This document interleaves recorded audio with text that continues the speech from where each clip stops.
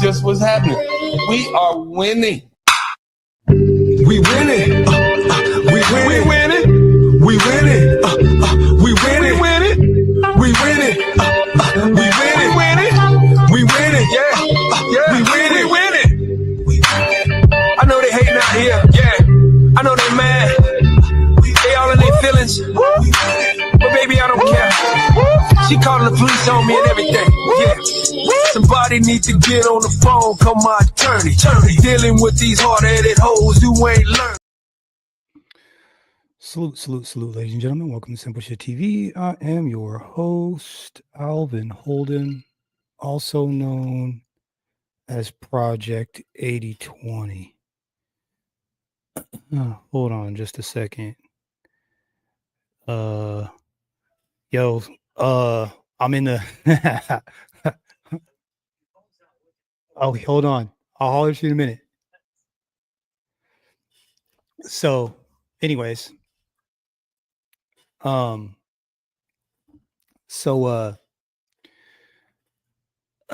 we go. Steven Crowder.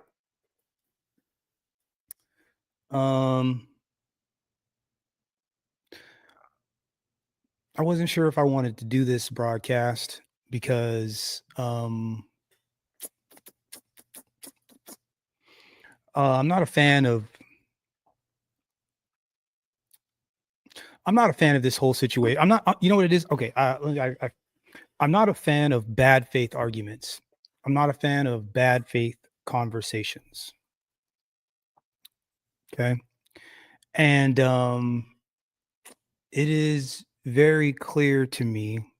And you know what? Actually, let me just bring up Broken Blade real quick. Broken Blade real fast. Broken Blade, welcome to the broadcast, bro. How are you doing, sir? Doing good. I was just getting ready to say, I'm not a huge fan of bad faith conversations, bad faith arguments, bad faith conversations. Agreed. For those of us that are in the space, for those of us that kind of understand, could you do me a huge favor? Could you mute that? Sorry. For those of us that are in the space that have these types of conversations on a regular basis, these type of conversations are, for lack of a better term, and you know what? I'm not going to use any bad language either. They're just not genuine. They're conversations that are being made to make the other side look bad. They are being done in bad faith. There's lies mixed in with the truth. There is clever wordsmithing going on. And at the end of the day, the point wasn't for him to change his mind, but for him to just make them look stupid, in my opinion.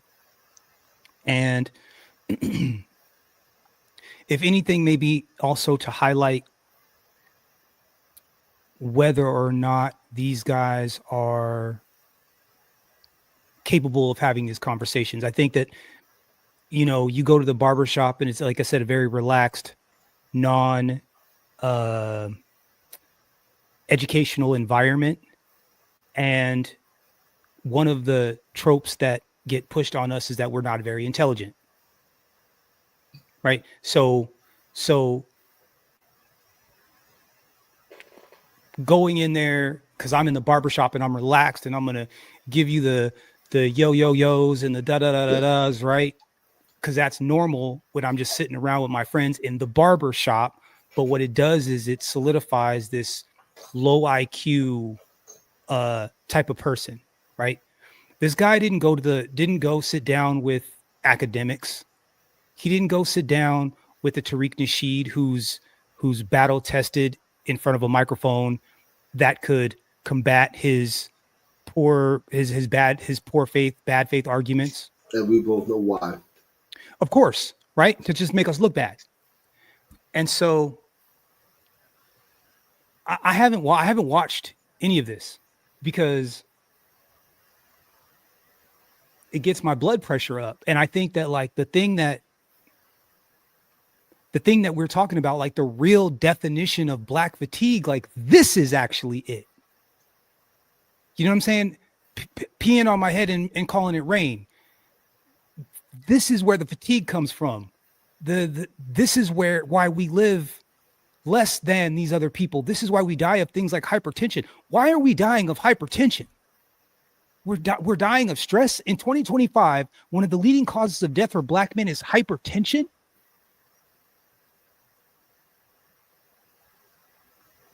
Like, what sense does that make? But it's because of this kind of stuff. Now, Uncle D just dropped a video talking about why these things are important. It's because they're telling lies. They're getting everyone to believe the lies and setting the table, and then they're passing legislation based on the lies. Right? Like, part of the reason why they got an assault weapons ban in California was because they kept posting pictures of black dudes in Sacramento with long guns, and it freaked everybody out. And so it was, oh, well, we can't have them having those. Well, we gotta, if they can have those, we need to ban them. But had they not done that, there's no way that there's too many owners in California to do that. But the only thing that would get them to leap is for them to be scared of something. Right? So these things are important, and everyone's trying to diminish what Charlie Kirk was doing. He was a propagandist. And propagandists get what propagandists get. What was Martin Luther King doing? Now, see, he was propagandizing for good. Yeah. Or for equality, or some level of civil rights amongst everybody.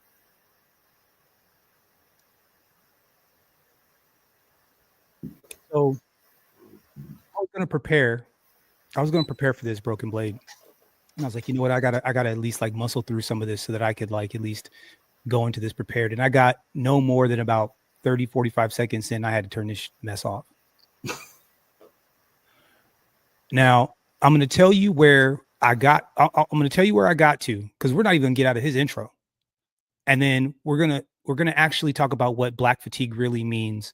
And then if we feel like coming back to this bull, also, we're going to try not to cuss at all. No bad words in this broadcast. No bad words in this broadcast, because I don't want any excuse for why it can't be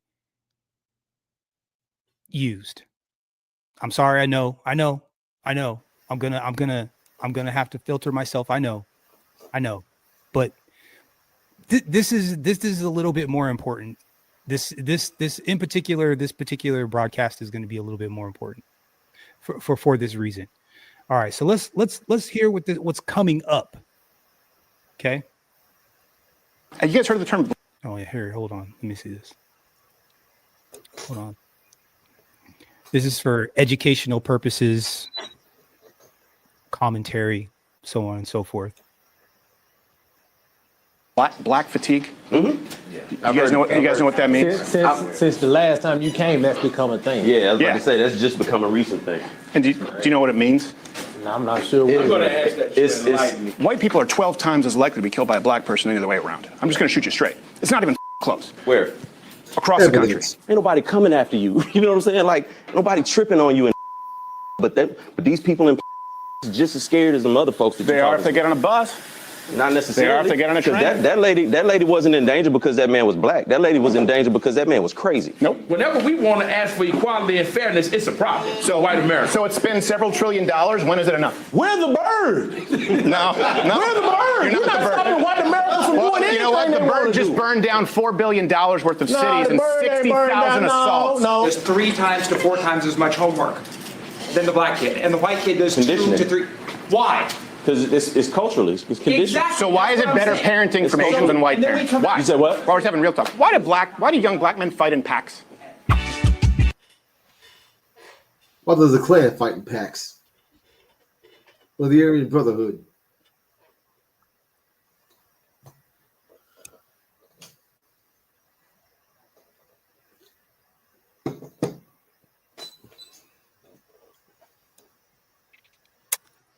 I'm telling you now, the F-bombs are coming. Understand this. I highly doubt I'm.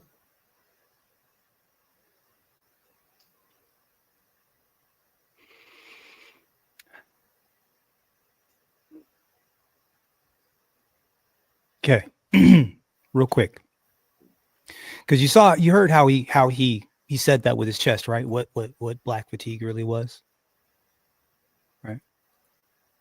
What black fatigue really was.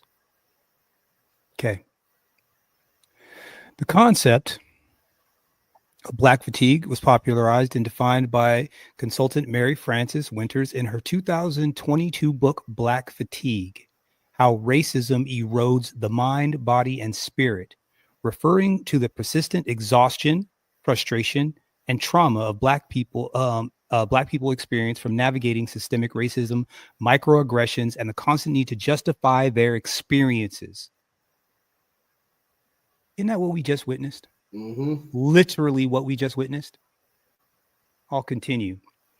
The term black fatigue specifically addresses the cumulative toll of experiencing daily racial disrespect and injustice, which can lead to mental, physical, and spiritual harm, as is often passed down across generations. Now, this I found was really interesting. Thought this was interesting. Mary Frances Winters' work. Winters is a diversity and equity consultant, which, you know, that's kind of bull, but whatever. You know what? Let's let let's let her cook, see what's going on. Noticed a reoccurring theme amongst Black workers: the exhaustion and frustration of facing racism, coupled with the struggle to explain their experiences to others. Defining Black fatigue, she formally named and defined this phenomenon, Black fatigue, in her book, illustrating it is that the extreme exhaustion and resulting illustrating that it as the extreme exhaustion and resulting physical, mental, and spiritual maladies caused by repeated stress from racism. Systemic roots: Black fatigue is rooted in the historical and ongoing struggle of Black people for basic rights within a system not designed to serve them. Manifestations and causes: microaggressions and macroaggressions. The fatigue stems from constant racial microaggressions, small commonplace slights and insults, and racial macroaggressions, which are larger, more public events of trauma, such as witnessing the deletion of multiple Black people. Take your pick. Workplace and social settings, including barbershops. It includes experiences like having to prove one's worth in a workplace or facing disbelieving reactions from white colleagues when describing their encounters with racism. Tell me that's not what we just witnessed just a second ago. News and social media: the constant exposure to news about injustice and violence against Black people also contributes to the overall distress and burnout. Now, that doesn't sound like what he said Black fatigue was, now does it? No. That's not what it means. So he's already started the conversation lying. Yeah. He's already started the conversation in bad faith. Now, do you think that he didn't pick up his little Google machine and do a Google search to find out where that term actually came from? Do you think he just ran with it, or do you think he just never looked? You think he ever looked? If he did, probably such websites as Nigger Mania or Stormfront. Is that a real site? Sadly, yes, both of them.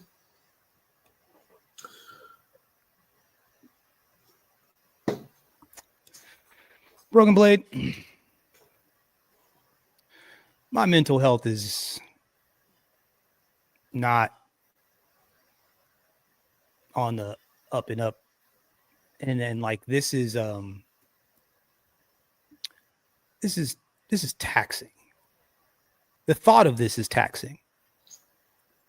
You know, but it needs to be done, and we're gonna do it. Yeah. But I guess, I don't know, maybe it's because I can't do anything about it. I have to like sit there and like listen to this guy try to tell me what it is, you know? The fact that they like do something that we're doing it now. You're right. You're right. The truth. You're right. About the receipts. You're right. You're right. Thank you. That made me feel, actually made me feel a lot better, believe it or not. Just in that split second, you are right. You are 100% correct, because he's already got caught in one lie. And we're not going to do that. Now,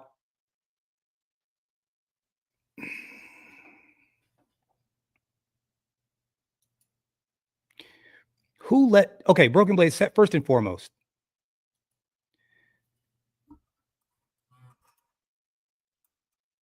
Would you even let this what do you think where do you think would be a better place to conduct this interview? Maybe a black church. Okay. Black church. Or a library. Library. Why not invite them to your set, right? Like maybe find somebody nice, invite somebody to he has a studio. They have a studio. Yeah. Right?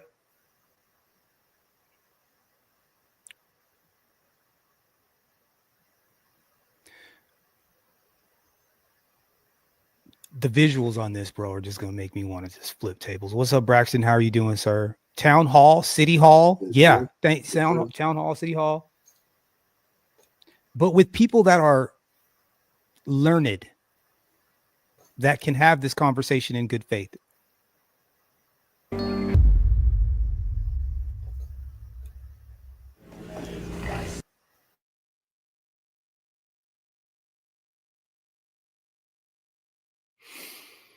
And that's Stevie right there, the blue shirt.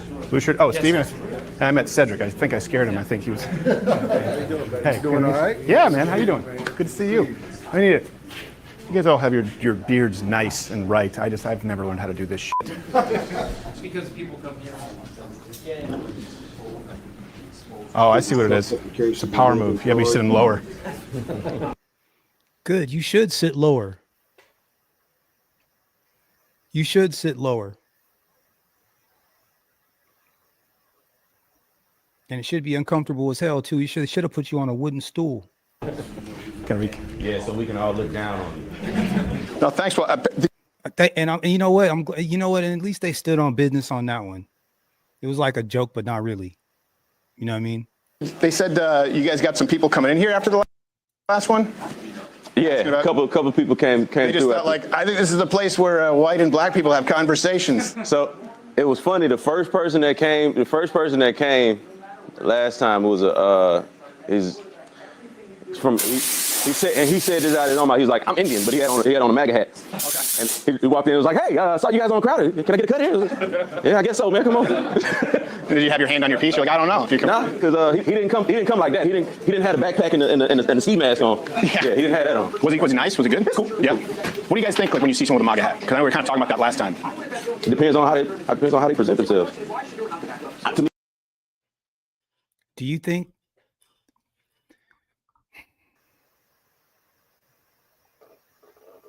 I wish there were timestamps because I don't really want to. I'm not going to try to watch all this bullshit. Temperatures have gone up. But what do you guys think? What do you think we are? I'd like to chime in on that. Yeah. I'm gonna have you ask that question. We were kind of just, and the reason was just like, often you see in news, people just kind of siphon themselves off right into an echo chamber. And I thought it was good. We were just kind of able to see other perspectives. Where do you think the country is now? Like with that? Like, Is that an open question? Or? yeah, race relations between, because last time I wanted to get your perspective, and there's a perspective now in the white community. None of us are an ambassador for the entire community, but things have changed quite a bit the last year and a half. Temperatures have gone up. But what do you guys think? What do you think we are? I'd like to chime in on that. Yeah. I'm gonna have you ask that question. There are a lot of social and economic dynamics at play that have certainly gone, in my opinion, in the wrong direction. I don't think that people really understand the gravity of where we're headed. We are vastly sliding into an autocratic regime here. And I'll give you several reasons. You see, in order to have, you can't have a one-dimensional approach when you're wanting to continue to lead from a global perspective, all right? What you see here today is an isolationism approach, which has never worked in the past because we don't have an understanding of geography and history, all right?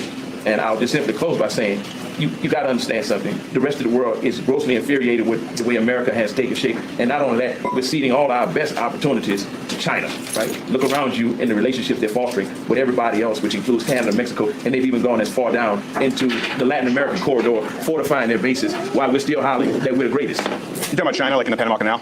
Not just the Panama Canal. Let's pivot from the Panama Canal and let's look at the long-term strategy they have now, where they just signed an agreement with Mexico to build another canal bypassing the Panama Canal. And when you look at the whole transatlantic corridor, where you've got now Brazil and Canada as well as Mexico trading and stopping in Peru, where China has a huge presence at, circumventing completely the navigation, the use that comes with having to use Panama Canal. So we'll avoid conflict with America and just simply go around America. Is what's happening here. Talking about China. That was a very great point. That was a good point by that brother. Appreciate him. Absolutely. Yeah. No, I mean, I want to go with the first part, autocratic. I think China needs to be dealt with, and this is the first time I was raised in Canada. Canada sucks. Canada is a dog shit country. Canada, the kind of shit we're doing, you can't do this in Canada. If you say something too offensive or I say something too offensive, you will be jailed in Canada. Yeah. Why do we have to go to saying offensive things? Right? So, okay. So like they can't even help themselves, Broken Blade.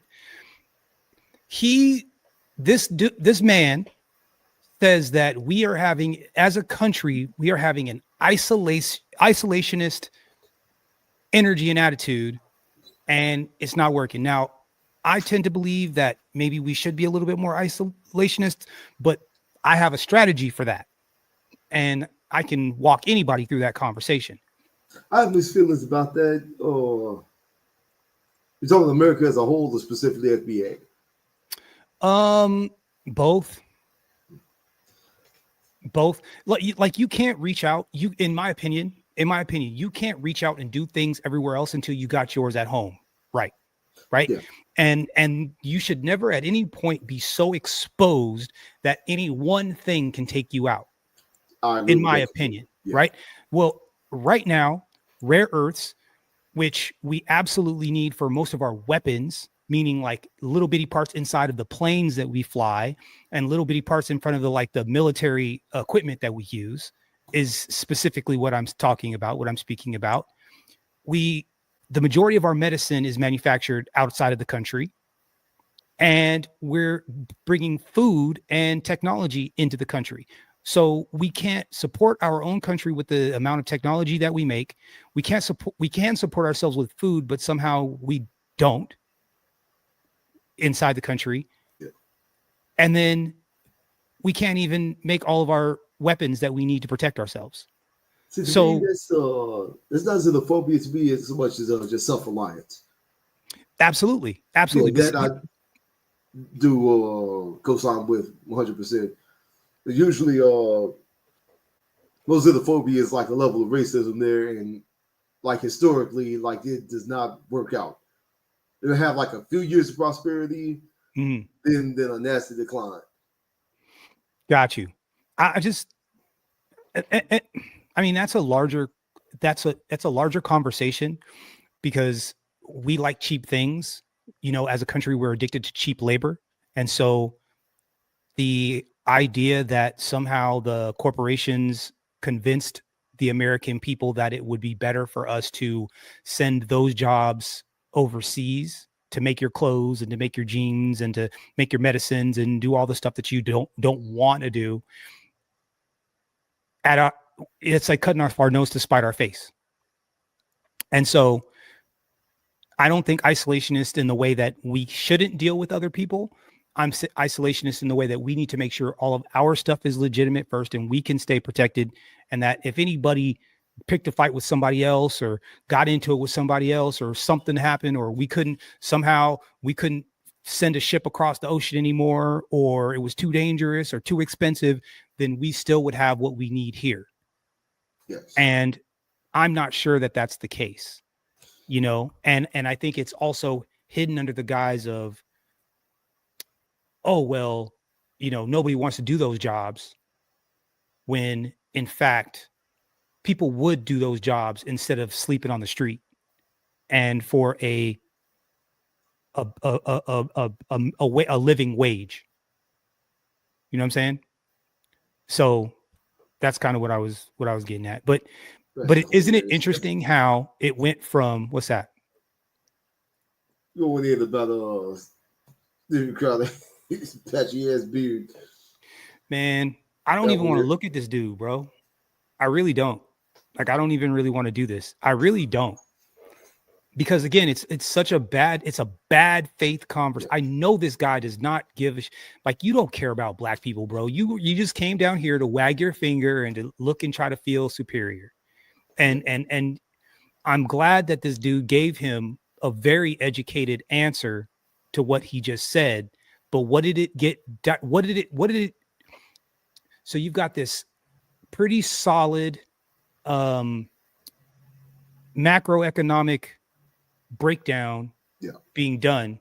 And what does this guy do? Oh, Canada's crap, using bad language, right? And calling and calling other countries bad names, right? Like deflection, if you ask me, because that wasn't what he really wanted to talk about. He really wanted to just say some negative stuff, which is what he's probably about to say here in a second. And that's what he wanted to. He came to the barbershop to be in the mud. Is what he came to do. Let's let him finish.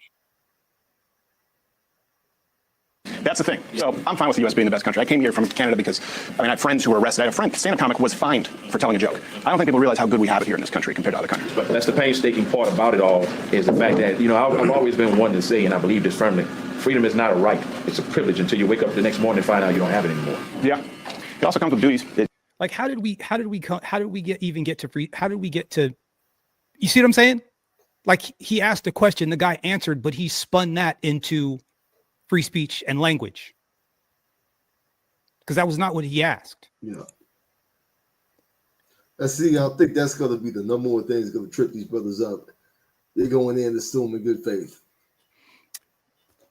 And I think that if anything, if we can get anything out of this conversation, Broken Blade, for us and for anybody that's listening, is that the majority of these conversations are not being had in good faith.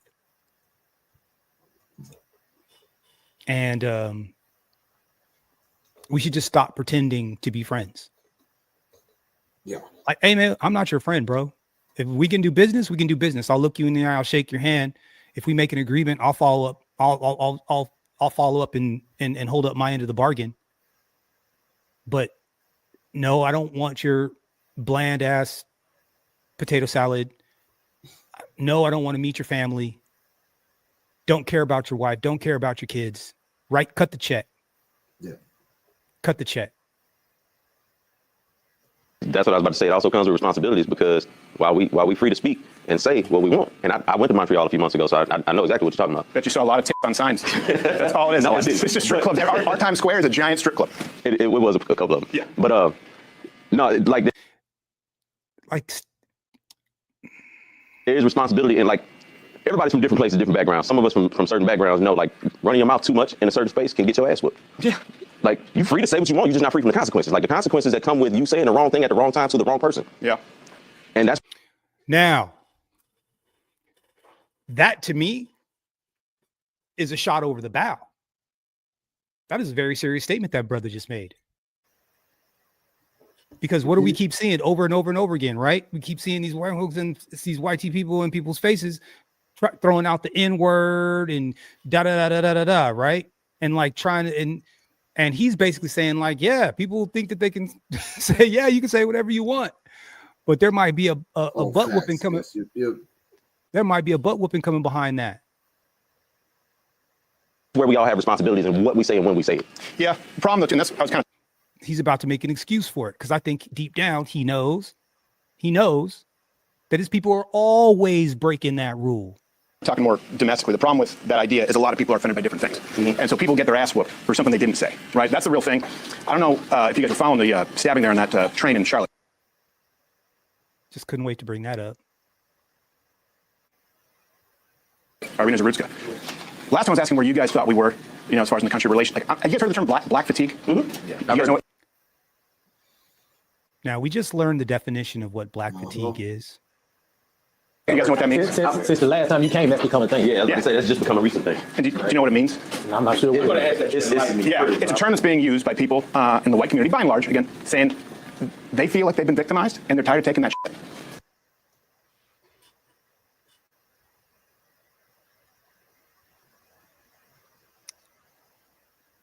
Now, what if somebody would have come right behind him and said, actually, black fatigue is was defined by a consultant, Mary Frances Winters, in her 2002 book, Black Fatigue, How Racism Erodes the Mind, Body, and Spirit, referring to the persistent exhaustion, frustration, and trauma Black people experience from navigating systemic racism, microaggressions, and the constant need to justify their experiences.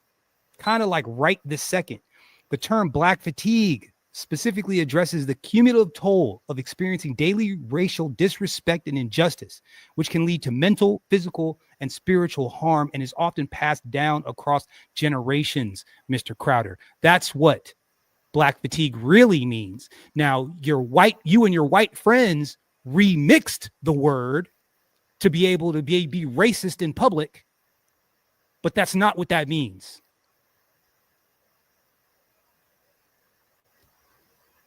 But no one was able to say that to him.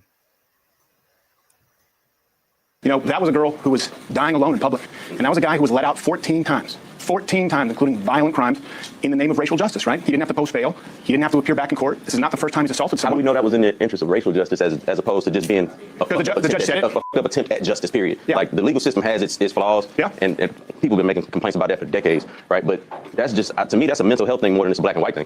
Well, I'll tell you why, because white people are saying it now. Right. Not white people are saying, hey, we're in the makes it a bigger thing. Well, because, white people are 12 times as likely to be killed by a black person the other way around. I'm just going to shoot you. Based on what? Based on what, Mr. Crowder? Lies. Like some made up statistic. Like even your own FBI statistics don't say anything like that. It's crazy. Straight. It's not even close. Where? Across the country. Where? Like not in the United States. I mean, we're not talking about Ghana. And like. Yeah.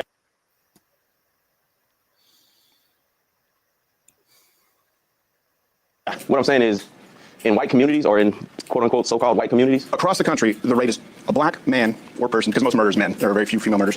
12 times more likely to kill a white person the other way around. That's not true. It's just absolutely not true. That's absolutely not true. 12 times more likely to get, no, fool. No, it's 80%. You're 80% more, 88 out of 10 times that a white person gets unalived is by another white person. 80%, 85 for black folks. As far as statistics are concerned, almost the same. It's a poverty thing. And then you look at the average amount of times that someone in this country. And nobody pushes back on this. And that's the part that kills me, that nobody has enough knowledge to know that, bro, you're not even telling the truth. Yeah. Look, let me pick up my phone real fast and show you in your own FBI statistics that that's not even close to being true. 8 out of 10 times a white person is deleted by another white person. Is arrested before they're brought in for killing. Oh, arrest. See, now here's the thing. We're arrested more. Exonerated more also. Exonerated more also. But he leaves out that part. Murder. Do you know how many times they're arrested on average before they murder? 11 times. Once again, the justice system's got its flaws, and people have been complaining about that for years. We spend more time trying to fix that than trying to complain about the white versus. I mean, you get harassed over and over and over again saying that you killed somebody. Eventually, you go and just do the dang thing, right? You're like, shoot, I got to deal with y'all anyway. Might as well take somebody out. Black of it all. Well, I think, just like I was trying to listen to all communities last time, I think this is something that's unavoidable. If this community, if enough white people get pissed off, they're going, look, we're living in New York now, we're getting killed in record numbers, or Detroit, at 12 times the rate. Bro, all this dog whistling is killing me. Like, what are you talking about, man? Yeah, again, what evidence? What statistics? Like, what evidence? Like, you're making something up. He's making stuff up. It is not that there are no roving black people running around ending the lives of white people. It's not a thing. I guess it's not a thing. The only group of people that we have proof that they gang up and take out somebody else's either life, business, or home is y'all. It's y'all. Let's continue. This is stupid. And our system, 3 strikes and entire towns, countries. Hundreds of them.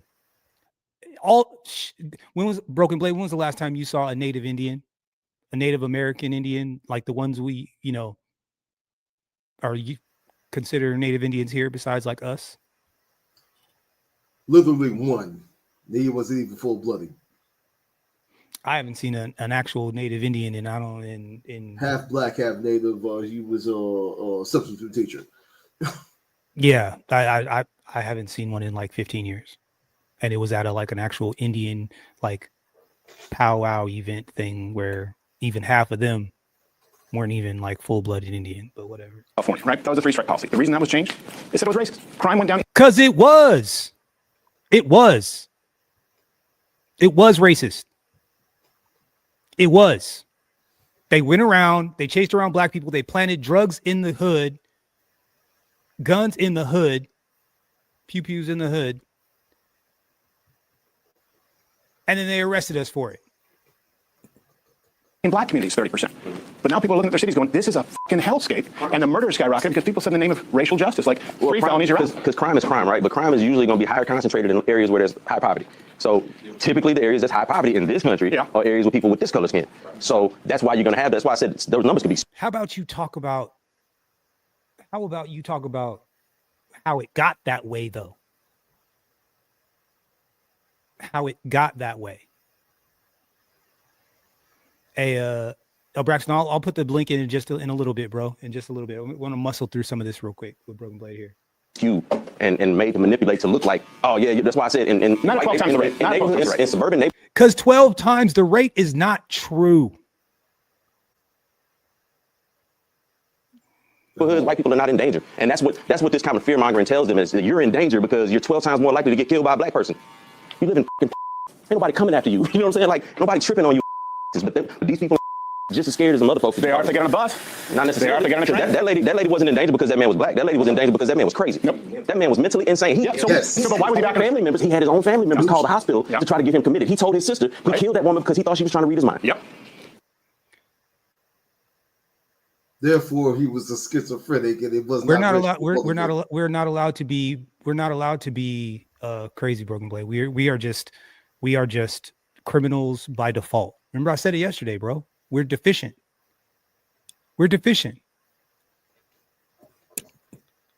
Oh no, he thinks he's gonna get a win. I think Broken Blade and Cody, thank you for sending that, man. This is so stupid. I can't tell. I'm not gonna be able to do too much of this. But salute to Cody Marshall. Thank you, brother.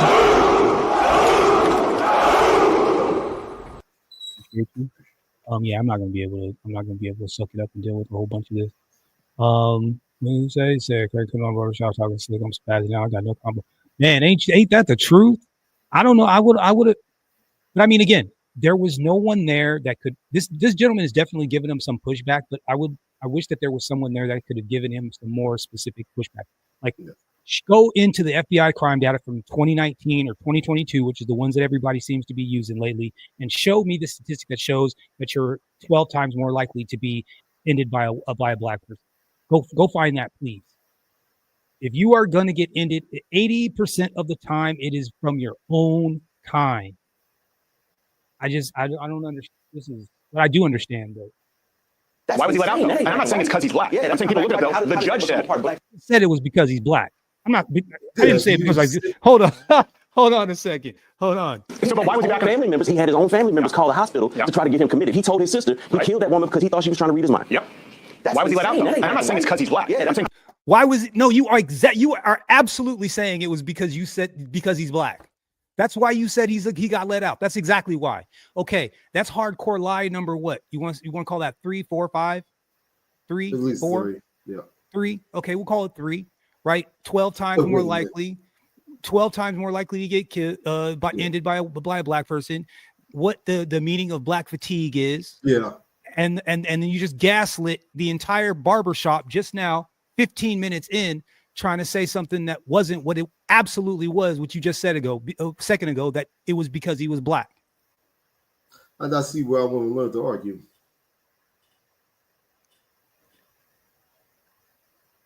People look at the judge. He couldn't slip this past me. So I know that the Tariq or someone that's a Dr. Claude Anderson or somebody, they would run circles around this guy. said, part of black fatigue. he's insane, right? We agree. That's not a black and white issue. He was deemed not fit to stand trial, right? Right. Now, the IOU, Deemed not fit to stand trial. So what are we even talking about? Yeah. You should have been right, the IOU asylum. policy, meaning you don't have to pay bail. You don't even have to stay here until you're actually convicted. You just say you'll come back. Right, which is messed up. Yeah, the judge, Teresa Stokes, black woman, said, well, this is about racial justice. We need to be softer on crime. So that's her reasoning. That's why he was out. And you can find dozens of examples. That's her misguided reasoning. And that's policy. But that's systemic, though, That's right? not representative of a whole. It's not. It's not. No, and look, we always have to Oh, wait a second. Whoa, Broken Blade. Broken Blade. Did you hear what he just said? All of a sudden, now we know what systemic means. All of a sudden, now we know what systemic means. I didn't think systemic was a thing. No such thing, systemic. Suddenly, now we know what systemic means. Okay, bet. All right. I'm sorry if I'm yelling. I just say not all white people wear MAGA hats and are dumbass pieces of racist shit. But we have all been accused of racism, sexism, misogyny, homophobia. What I'm saying is black fatigue is white people going, you know what? I know I'm not racist. That's not what it means. At all. It means you bigot. Let's not forget also accused of pedophilia. With Big the stats time. backing up. They What's the doodle? top the list in the old on the old PDF file list. And I know that we're dealing with record crime. And I know that I'm more at risk. And they have negative interactions. And they're constantly told that they're not allowed to voice their fucking opinion because they're white. Because they're bigots. Not because they're white. It's because you're a bigot. If you're a bigot and you say bigoted things, that's when you get in trouble. Not because you're white. It's because you're a bigot. Wow. Sorry, Broken Blade. Were you saying something? I don't think I have no more of this. How? Again, I thinking back at a comment I've read on the YouTube video once. It's just salute, show enough. What's up, show enough? What's up? And Sheridan, what's going down? It's like he nailed it perfectly. The clitoris has 9,000 nerve endings, but it's still not as sensitive as the American white male. I was looking at some videos a couple days ago, just I'm gonna steal that. That's good. Look at like a video of like the Philippines or whatever, and I was seeing like comments like, "You catch it straight." I'm like, wow, like this video had nothing to do with black people, and you even like a video about a completely different country. You can't help yourselves. No, I can't. I mean, we really do. But again, I am thinking that, they can't be living like, they're not really tripping like that. They're really not tripping like that, right? Nah, bro, we are living rent free in the heads of these dudes, rent free. Real quick, Sheridan, he's it's not that he's in that same bucket with Charlie Kirk. I think that he is trying to slide. I believe there is a conservative MAGA vacuum since Charlie Kirk is no longer with us. He got perforated, if you just, and this guy seems to think that he can pick up the mantle, and he chose to go sit down at a barbershop to try to wag his fingers at us. Now, like I said, it's just disingenuous. That's all there is to it. It's disingenuous. He's trying to pretend like he's actually really having some sort of a meaningful conversation, like he's gonna try to, like he's open to having somebody change his mind or whatever, and that's just really not the case. And what's up, Show Enough? How you doing? And nah, man, I'm good. I'm slendering down, bruh.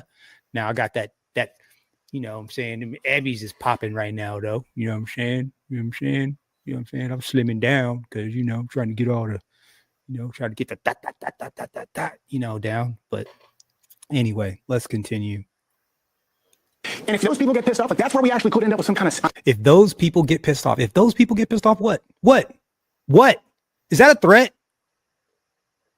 That's a threat, dog. Yo, who is this guy? You're not going to come into my space, dog, and threaten me. Threaten me with what? What are you going to do about it, Steven Crowder? What are you going to do? Because my bing bang pow works just like yours does. Mine's probably bigger than yours. What are you going to do about it? Steven Crowder? For real, dog. I don't like this at all, bro. This like gets under my skin. This is crazy. I can't even believe these brothers. See how this dude is looking right here? That's how I'm feeling right now. Look, hold on. Let me find it. Where's the bigger thing? That brother right there. This one right here. There you go. Cause I perceive that as a threat. Yeah.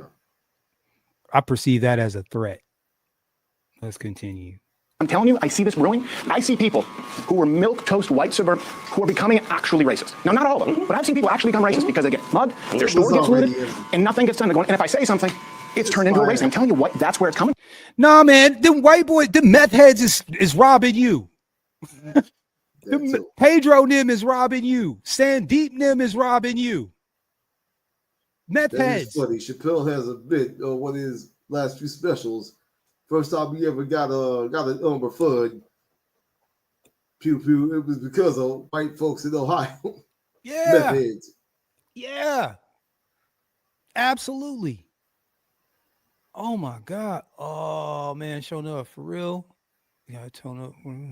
Bro, I just had 45 and luckily I've been staying on it, so I feel good, but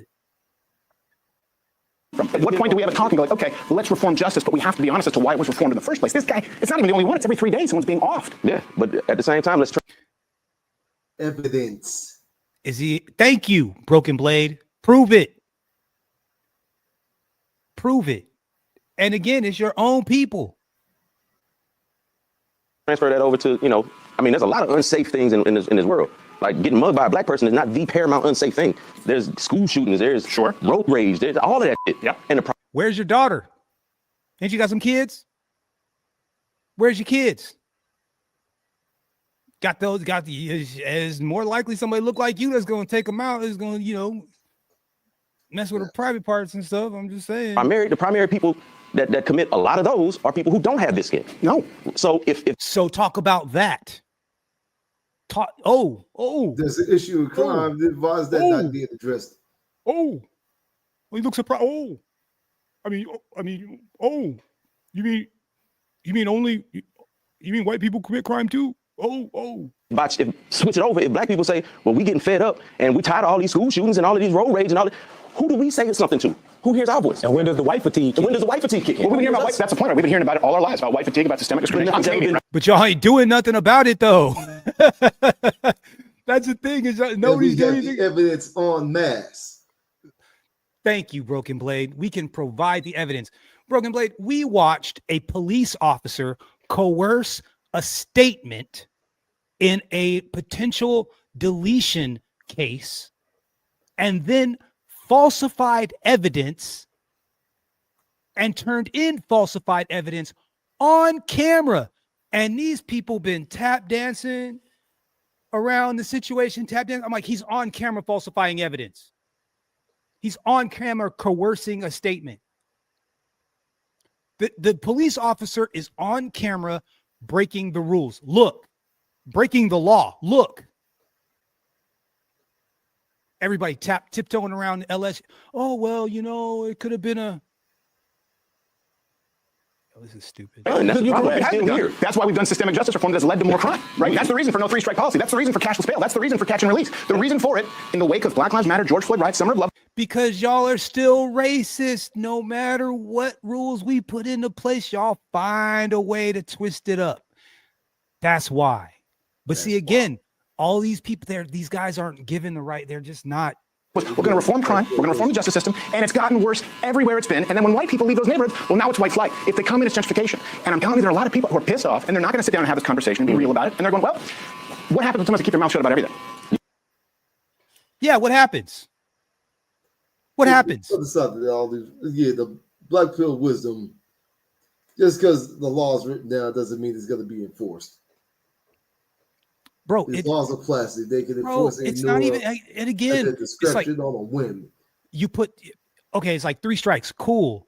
Got you. But none of the meth heads got the 3 strikes. None of the trailer park dudes got the 3 strikes. None of these immigrants got the 3 strikes. Right?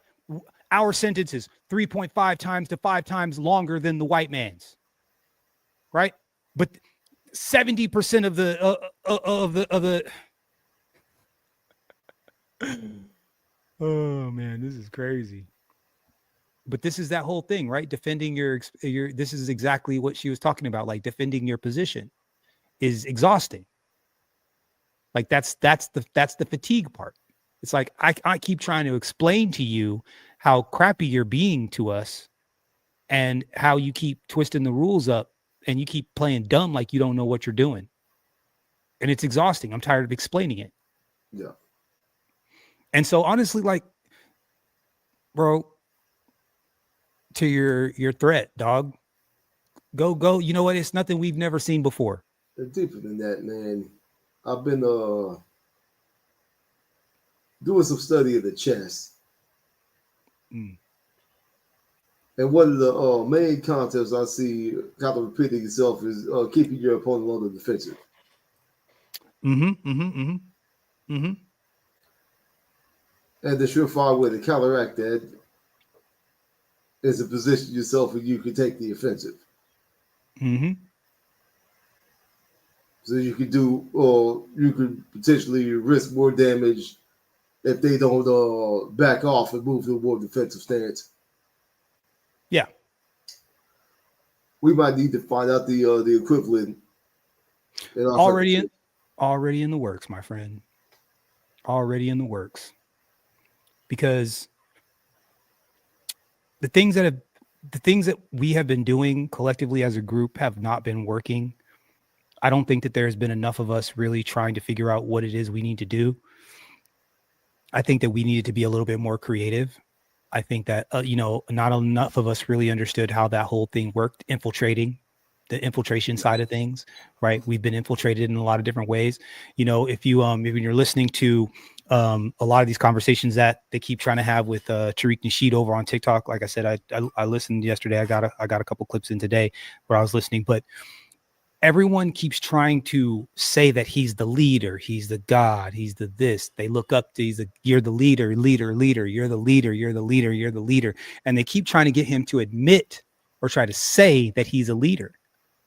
And it's just in that moment where you go from being just Tariq Nasheed to being the number one target on, now I already know that the FBI is already on his bumper. I know that the CIA is probably already on his bumper. I know they're already, but see, outside of what he's saying, and he's very clever about what he says. He only talks bad about white supremacy. Are you white supremacist? No. Okay. Well, then what are you talking about? I'm talking about white supremacists. Are you a white supremacist? No. Okay, then, well, I'm not talking about you. I'm talking about a white supremacist. But he is really talking about you. And you know that he's really talking about you. But since he says specifically, I'm only talking about white supremacists and white supremacy, you have to admit that you're doing it in order to put yourself in front of those bullets. You know what I'm saying? Otherwise, he's just a guy talking. And if there's nothing to what I'm saying, then why are you bothered? And I think that that's part of the strategy, right? No one's going to stick their head up and say, "Oh, I'm the leader. I'm the leader." It's like, okay, all right, we see how that plays out. Okay, bet. All right, and then putting all your business in the streets, right? Like back in the day, church was the only place that we could go and speak in private until they started blowing those things up. What's up, Sharon? He said, here's a play. Separation is key. Absolutely. And they're feeling it too. Like I said, man, look at all these protests and all these people out in the streets. You don't see very many black faces out there, which I want to go on ahead and congratulate us for. I'm glad that we have stayed out of the way. And I hope that we continue to stay out of the way. Which is, I'll give a shout out to that broad you opened the last show with. I think she got major heat after that. I think she got mad heat after that. That she should have. Yeah. It was like, okay, she seemed to be like, I was doing some mad research. I'm getting ready. I might still fire that off. Yeah. Doing some research on her. She claims to be a black and indigenous blood. Like, okay, what, a quarter, an eighth, 25th? We know what the play is. Yeah. The moment the block gets hot, she's gonna claim something else and back off as quickly as possible. And she will, as soon as the block gets out, she's not black, nothing. Nothing. There's no black, nothing, nowhere. Guaranteed. Guaranteed. Let's let this moron talk. That's how they feel. That's how they feel. I don't believe white people have to keep their mouth shut. I think white people don't speak up about a lot of the things that they do and they perpetuate that affects us negatively. That's the stuff that nobody wants to, that the issues aren't made about those things. Thank you, brother. Great point. I really respect the platform that you have because you do have open and honest conversations. And I have to say, I don't believe that those numbers about the black people murdering white people are correct. I don't believe those numbers are correct. What if I'm not lying to you? If you're not. What if I'm not lying to you? Basically, you admitted you're wrong.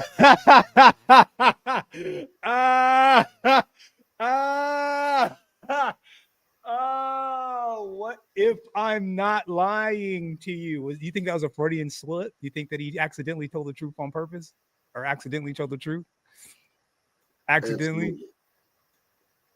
Then I've been misled and I've been isolated from realistic numbers. But I know in this country, from the time that we got here and until now, there's never been hordes of black people that just go out and maraud and menace white people. Now, Facts.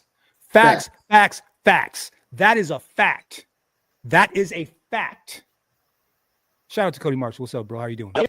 interactions happen and things do occur. I'm not saying that they don't, but not by a large number. We can't be this smaller percentage of the overall population and still have the numbers that people try to perpetuate onto us. See, black people do more harm to other black people than we do to other white people. Well, that's true. That's true. You know, so because people are close. We also have historical evidence of groups of white people attacking and chasing black people. So it's coming after. So when people say it's not happening now. So when Carmelo Anthony. That was two twin brothers, 220 pounders, messing with 160-pound kid. And that's the point. We're at a precipice right now. That's a part of the historical condition. Sure, but someone today. Hold on. I wasn't finished making my point. You know, when like I said, black fatigue, that's the newest mantra that's been put out into society to make people think that, okay, they tired of black people. They tired of what you said, that we can't say anything about black people. We can't do, well, when you hold all the power, when you hold all the economic rights, when you hold all the things that make this country move, when you're in charge of those things, you know what I'm saying? Well, you know what, I'll put it like this. White people got the firecrackers, we got the stem. That's it. Y'all got the power. The power is placed outside of the black community. We're charged with all the negative things. Those are the things that are really generally coincide with how people relate to us. The bad stuff that go wrong with this world is the black people's fault. We the smallest part of this country. Remember that. You know what I'm saying? Besides the immigrants that come here, we have been tasked with the negative, the criminal, the immoral. That's us. And that's what we consider, that's white fatigue. But you know what we do? We just say, that's just how it's always been. So we don't make up words for it or terms for it. So now you have a frustrated group of white constituents that feel like, oh, we can't say anything. We have to do this, we have to do that, so you don't be deemed as it. Well, if you wasn't that in the beginning to start with, there would be no need for the further reform or the feelings that you have. You can't say anything about, because you treated us like shit for so long, and people finally stood up and said, hey, you got to stop treating us like shit. Now that you want to feel like, you know, things aren't going in the manner that you want, now we want the right to keep saying those things. What if your premise is completely flawed? And what I mean by that is, if we're trying to understand it, you said you have power in all those institutions. Yes. What if, for example, you have an entire... What if it isn't, though? Thank you, Broken Blade. Because it isn't. It isn't. So it's like, you want me to talk about some hypothetical when the truth is right here in front of you. Why don't you deal with the truth instead of some hypothetical? No, we didn't want to talk about no hypothetical. We were talking about right here. Y'all treated us bad for crazy long. We didn't have the right or didn't have the room to say anything or to really complain. We had no office. The police don't protect us. Our politicians don't protect us. So now he's gonna make up this fictitious. This guy just told the truth of what's actually happening, and this guy's gonna come in and give us a fictitious. Oh man, I don't know. I got about another couple of minutes of this. Let's go. Generation of people, young white men, women, who if they apply to a college or apply to a job, they don't have a grant, there's no Pell Grant, there's no type of subsidy, there's no DEI initiative. As a matter of fact, they're likely to be passed over. They hold no institutional power. And when you say black people haven't done anything, when you think of this white person, a young white person, because I'm seeing some people become radicalized and it can become a problem. And then they see another threat. Keep threatening us, dog. Keep threatening us. Keep on. I'm dead serious, bro. Man, please. I hope this gets to his ears. Please, I hope this gets to his ears. Somebody clip this and get this to his ears, bro. If you don't stop threatening black people, bro, we are going to push back. Not everybody's going to sit there and let you just threaten them. I crash out first. I'm notorious for it. I'll tell you, I've been in trouble. I'm notorious for it. I fight first. I ask questions later. I crash out first. I got a budget for it. I got an attorney on retainer for it. Dead serious. Dog, I kicked the bitch in the chest down. I booted this broad. Now she ran up on me, but I kicked the hell out because it was self-goddamn defense. Self-goddamn defense. Dog, this is like, this is a threat. Dog, I don't like this. Oh, this is white people going to get mad and then they're going to go out and start the lynching. They're going to get out and get their pitchforks and start the lynching. We don't want them white folks mad, bro. I wish you, man. Billions of dollars and riots and damages all summer long, and then they go, why is this happening? Black Lives Matter, right? So they're going to make that connection. Now, they have no institutional power, but if they go into a neighborhood that's largely black, they're going to get this. They have no institutional power. When white folks pick up the phone and call 911, what happens? Is that that's no institutional power? No institutional power? You right, Cody. You right. You right. I wish y'all could have seen it too. Because this bitch was big. Big old wide back. And I was shocked. You should have seen the look of surprise on her face when she was like flying through the air backwards. It's crazy. Get kicked out of them. And they're being blamed for something that supposedly their racist forefather did that they have nothing to do with.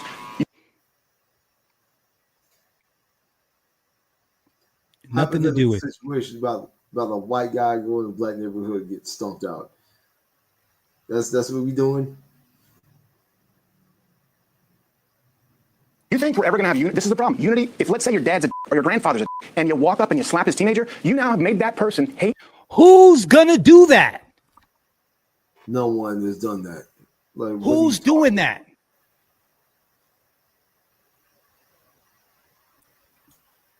Right. You know what he's arguing with? Like, you know what he's arguing like right now? Like a bitch. Making up some off the wall thing and having an emotional response to something that'll never happen instead of dealing with the shit that actually happened directly in front of him. Yes, sir. That's crazy. You for life. And that's what I'm seeing with not even my generation. Younger people are going, I had nothing to do with this shit. They came up during the riots. They've come up under DEI and they're seeing a 12-time murder rate, skyrocketing crime. It's not 12 times. It's not 12 times. I'm going to keep stopping this thing every time he says that mess, and I'm going to say it. I can't wait, bro. Look, when I repost this tomorrow, do me a favor and for everybody share it. This is bullshit. Like, nobody's actually reacting to this. This is trash. This is garbage. Like, this whole thing is garbage. Any proposals they make, not holding institutional power, shut down as racist. Now, why was DEI even instituted in the first place? Because for the majority of time that black people have been in this country and been free, we've been denied so much. Somebody somewhere had to put some things in place to provide access of some kind. If you believe that, that's fine, but you can't tell that young white kid who had nothing to do with it that he should just sit down and take it, especially when they're going to kill it. There is no belief to it. They can provide evidence. Crowder. Thank you. The only person not providing evidence is you. Yeah, this is crazy. For the longest, the young white man that has not in my DEI, the young person of this generation that you said that feels they're misled by the being mistreated by the DEI. I'm just using an example. They don't hold any institutional power. Young white people don't. They don't have an advantage.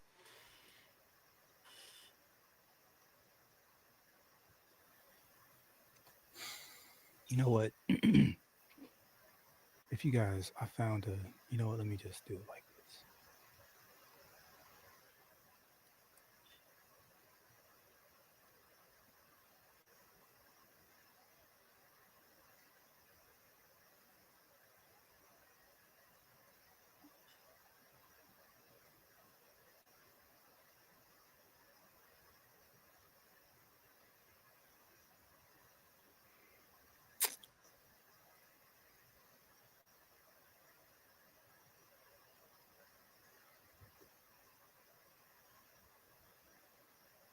Absolutely, Cody.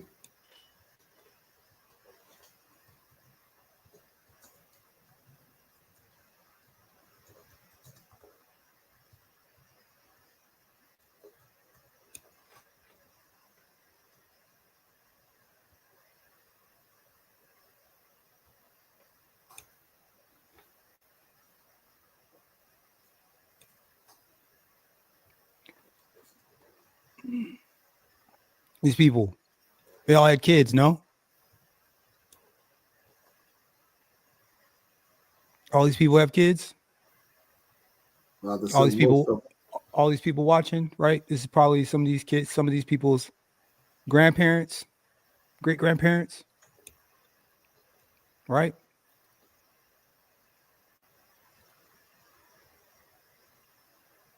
Right. Oh, okay. YouTube wants to all of a sudden be, it's explicit. They want to, they want to, they want to hide it. Now, all be proud. Media containing triggering content. Here, hold on.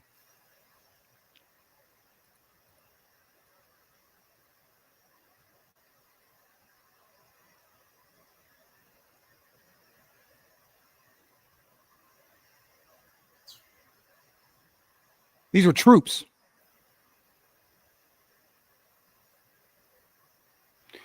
Armed guard and other members of U.S. colored troops took on a deceased body of William Johnson of 23rd Regiment, U.S. colored troops, a federal soldier executed by hanging on June 1864 near Petersburg. The soldier's arms and legs had been bound before his execution. This is one half of a stereograph, the double image on the card that, when viewed through the stereoscope, appeared to be three-dimensional. They made this into a three-dimensional card, y'all. This view was sold commercially in the northern part of a photographic series called The War for the Union. Photographic history. This image was doubtlessly chosen for its sensational appeal and also perhaps as a warning blacks serving in the Union Army. As the following caption indicates, the soldier accused of graping was made a public example not only to federal troops but to Confederate forces nearby. Both armies used lie.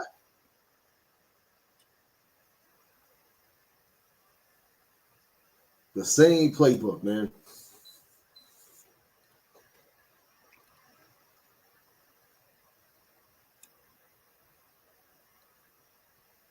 So, like, what are we talking about?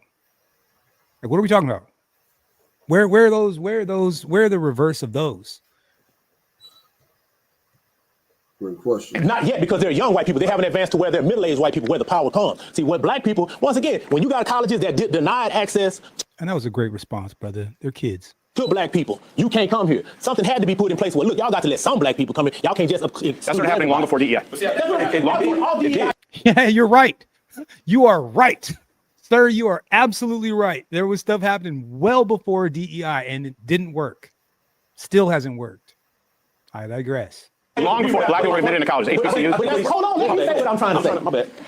I'm trying to make it clear. He's trying to do a senior Wences and talk through you. DEI is just a new way of wrapping affirmative action. Yeah. Affirmative action had to be put in place because there was the access being denied. So the legislation had to be put in place. Well, look, we can't just exclude all of them. So somewhere along the line, they have to be allowed some access. Okay, that was put in place. Now, fast forward till now, those same things that were put in place for those people back in those generations that are still in place, they're not excluding people from getting to places they're just still trying to keep those doors open so that those black people that were coming through that door can still get in. Because if you remove those over time, we will be denied the access. If a black person has lower SATs, right, and a lower GPA.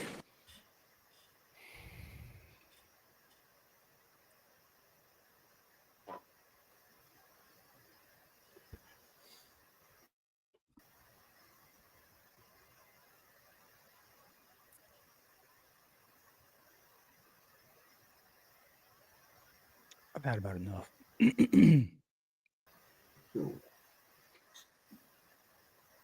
Should he get in over an Asian or a white person? No. The answer is no. If all things are supposed to be laid out equal, no, you shouldn't get. If you don't have it, that's what it takes to get in. No, it's not. Prove it. Indeed. Prove it. Prove it.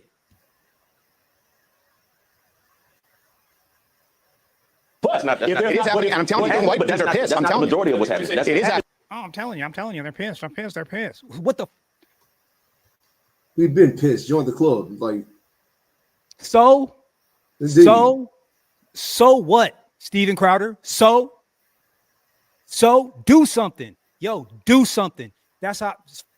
Do something. Go ahead, Steven Crowder. Do something. I've already been. Broken Blade.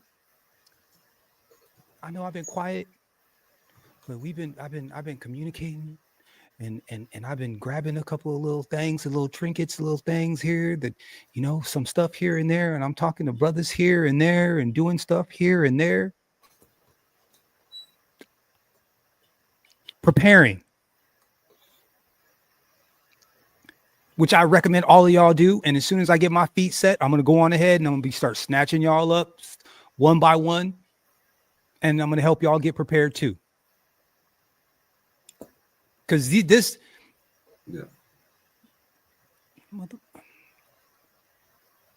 this is a threat. This is a threat. I did not realize this was going to be what it was. I knew that he had this conversation. I knew that this was whatever. But like, now that I'm actually listening to it and I'm actually watching it, he keeps threatening these people. Yeah. He's threatening us as a group. Oh, these white people are going to, these guys, I don't know. These kids are just going to get, they're just going to, yo, do something, dog. Leap. Let's go. Let's go. Let's go. Crash out time. Let's go. Let's go. Come on down, dog. Let's go. Enough talk. Let's go. This is crazy. First of all, DEI has been more beneficial. I'm a former commercial contractor, all right? DEI and affirmative action have benefited white people vastly more so than black people. All you gotta do is look at the business ownership. That's why white women out-earn white men right now. That's literally why white women out-earn white men. Or what have you, and you notice that as long as that white female happens to be 51%, then she qualifies as a minority and a double minority because she's white, she's among the minority in business ownership, and she happens to be a female, right? So you look at that based on population dynamics, and that automatically tells you this whole thing about DEI was, number one, not as much targeted towards blacks as much as it was targeted towards minorities, which includes that LGBT, right? So when we talk about that, we need to really deal with the real problem. And as it relates to the rights, let me tell you something right now. Listen, in the black community, I'll be the first thing now. We do have intractable problems that are not going to be solved in one conversation. But what I'm going to say about that as well is the reason why the black community becomes so infuriated, all right, is when you see gross negligence of justice happen or misjustice happening and nobody does anything. When this guy kneeled on this man's neck, was going back to George Floyd. Look, if he Here goes. Here goes. I already know where this is going. And that's another thing too. Being in a barbershop, you got people moving in and out of it is disrespectful of your own platform, stupid. Yeah. Like you don't really want good content. Because if you really wanted good content, then you would make it so that everyone could be heard. Everyone would have a mic. Everything could be whatever. Like, you're not sitting in here having a good faith conversation. That's not what this is. Oh, shoot. Sorry, my man was cooking. I think that's where we were. Population dynamics, and that automatically tells you this whole thing about DEI was, number one, not as much targeted towards blacks as much as it was targeted towards minorities, which includes that LGBT, right? So when we talk about that, we need to really deal with the real problem. And as it relates to the rights, let me tell you something right now. Listen, in the black community, I'll be the first thing now. We do have intractable problems that are not going to be solved in one conversation. But what I'm going to say about that as well is the reason why the black community becomes so infuriated, all right, is when you see gross negligence of justice happen or misjustice happening and nobody does anything. When this guy kneeled on this man's neck, was going back to George Floyd. Look, if he had done something when he was subdued and on the ground, what was the real reason for kneeling on his neck except to inflict fatal harm? It was. I can tell you exactly what it was. And I can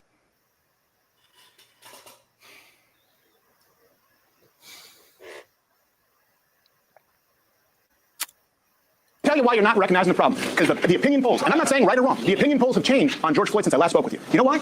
All the body cam footage. Because all of which came out. You know what? You know why? Because he was there for 12, 15 minutes, asked to be put in the car. They put him in the car, asked for air conditioning, gave him air conditioning, asked to be taken out of the car. They took him out of the car. He wouldn't stop moving. People have watched it now and go, you know what? It's not what I thought it was. You know how many times he was arrested before that? 9. He shouldn't have been. You know what would have saved him? 3-strike policy. He robbed a woman at. None of these things are true, by the way. No. But this is why. Why wouldn't this footage come out the day that the?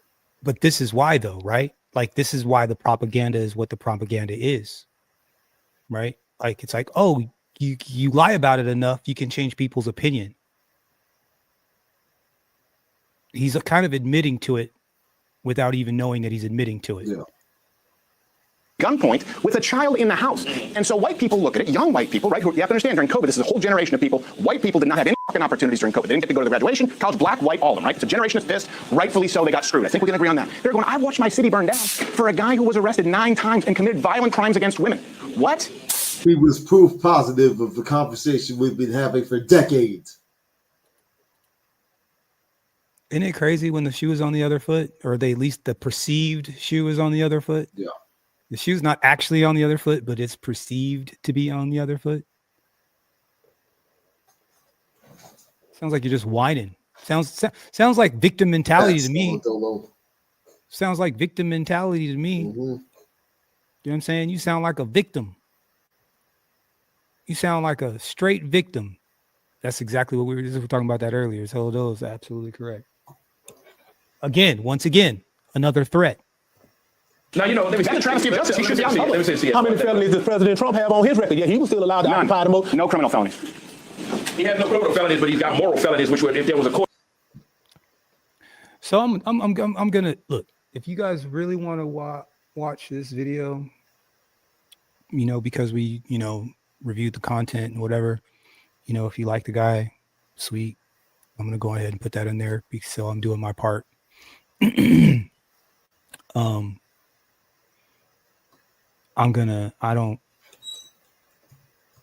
just think that these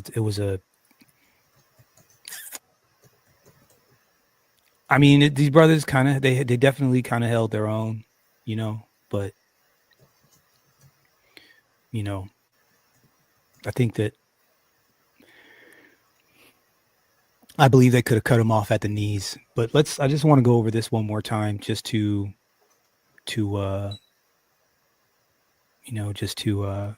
make sure that we understand. Again, Black fatigue was popularized and defined by a consultant, Mary Frances Winters, in her 2022 book, Black Fatigue, How Racism Erodes the Mind, Body, and Spirit, referring to the persistent exhaustion, frustration, and trauma of Black people and trauma Black people experience from the navigating systemic racism, microaggressions, and the constant need to justify their experiences. The term Black fatigue specifically addresses the cumulative toll of experiencing daily racial disrespect and injustice, which can lead to mental, physical, and spiritual harm, and often passed down across generations.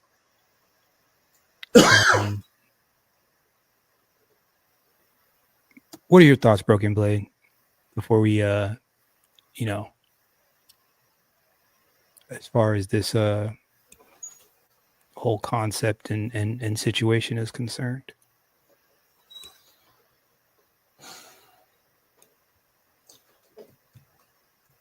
Just a moment. That's literally what it is, though, man. I'm like, so like, it's like stuff like this that makes me want to just walk down the street and just, never mind. Go ahead. Sorry. Just a moment. Try to get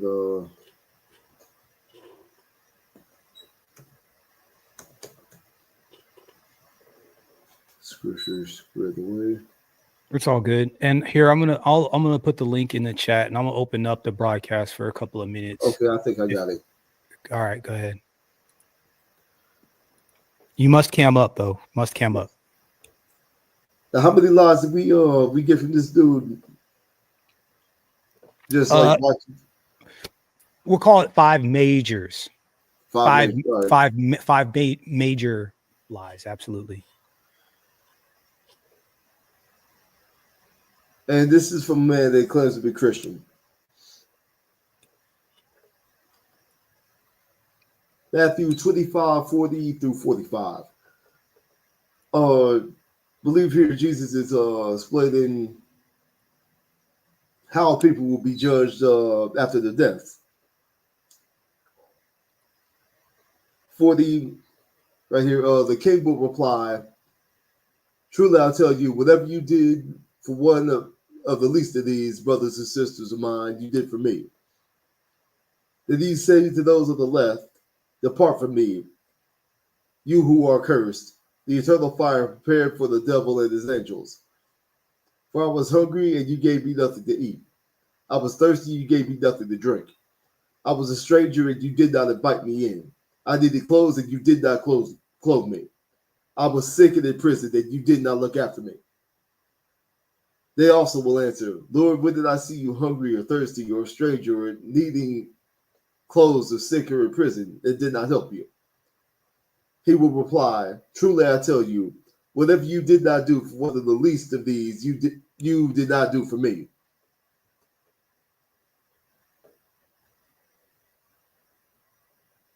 There's so many of these white Christian nationalists that claim to be worshiping the Christian God. In their mind, they see it as the least.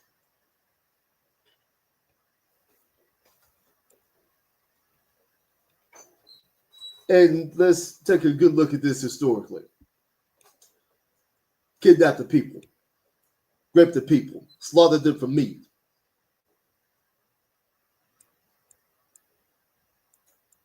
Attempted genocide, robbed and terrorized. And on top of all of this, have the audacity to lie and gaslight about it. If you claim to be Christian, you understand the things that have been done to us, you have done to Christ himself.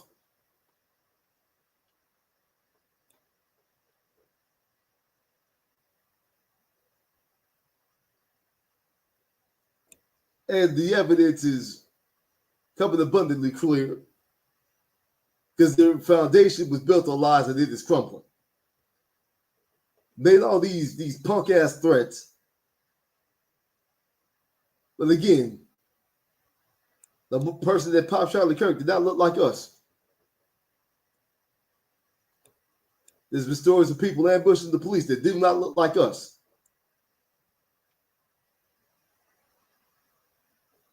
What happens, Mr. Crowder, when this confrontation pops off and your enemies don't look the way you think they should look?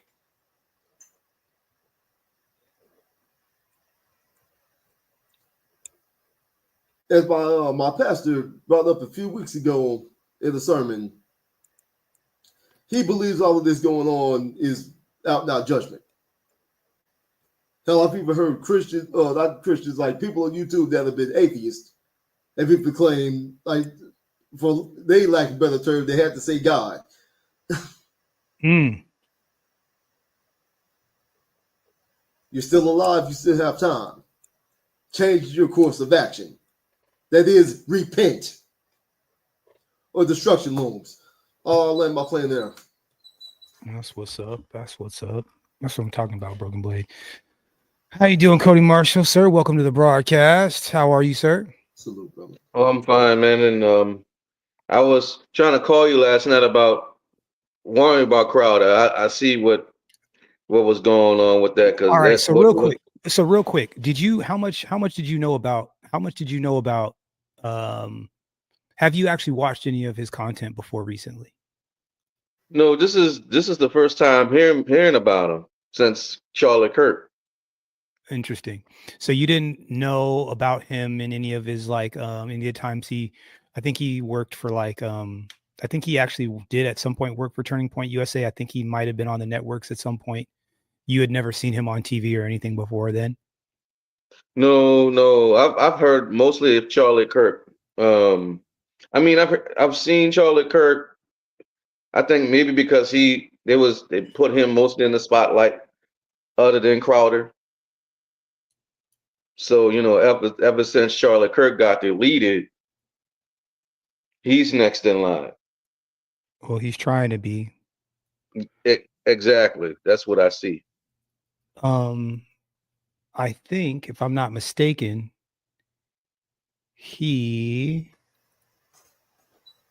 let's see, there was dismisses hit with several charges, sexual harassment, abuse, resurfaces after cultural appropriation. I think he had a run-in with the police and mistreating his pregnant wife at some point, but I digress. Pretty sure I think they tried to get him. I think they had some like Ring video of him yelling or arguing with his pregnant wife or something and yelling at her or something, and it like hit the media for a little bit. But he's always been a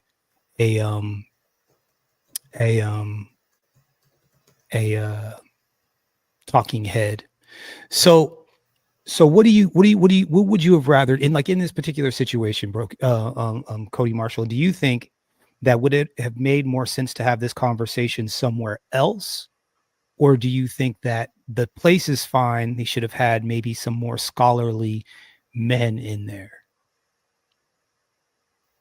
Yes, it should be a certain location, like a maybe a hotel, whatever, Kind of a the neutral convention for. a neutral location. Yeah, Something maybe that looked a little bit more professional. more likely that than to go into the hornet's nest. Got you. Well, because here's another thing too, man. Like the barbershop is for friends.